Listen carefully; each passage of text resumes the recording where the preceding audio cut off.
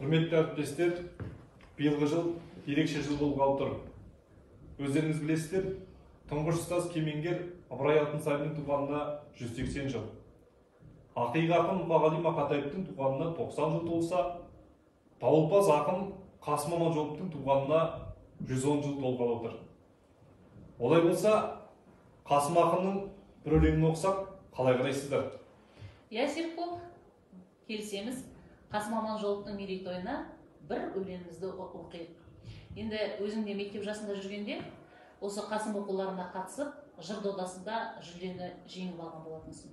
Сол өлеңді еске түсіріп, бәріміз бірге оқып көрейік.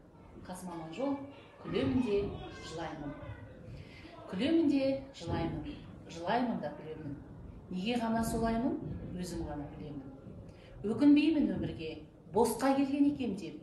Өкінемін бір күнде, түк бітірмей кетем деп. Мен сүйемін өмірді, құшақтаймын жарымдай. Бірде болам көңілді, бірде тұрам қайғырмай. Білмеген жан өлерін, қайтып сүйер өмірді. Білмей қайғы келерін, қайтып болар көңілді. Дәл осыны түсінбес, адамдар бар нешара. Іші қуыс, сырт емес, тас бауырды бейшара. Жылама сен, күл дейді, күлсем және сенбейді.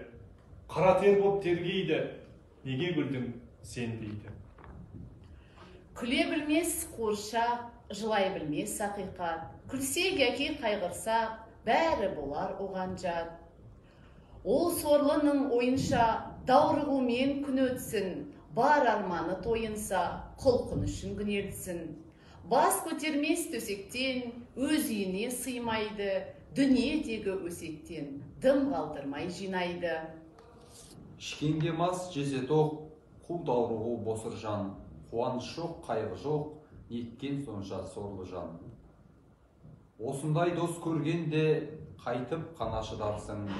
Ойлап келгенде күлерсің де жыларсың.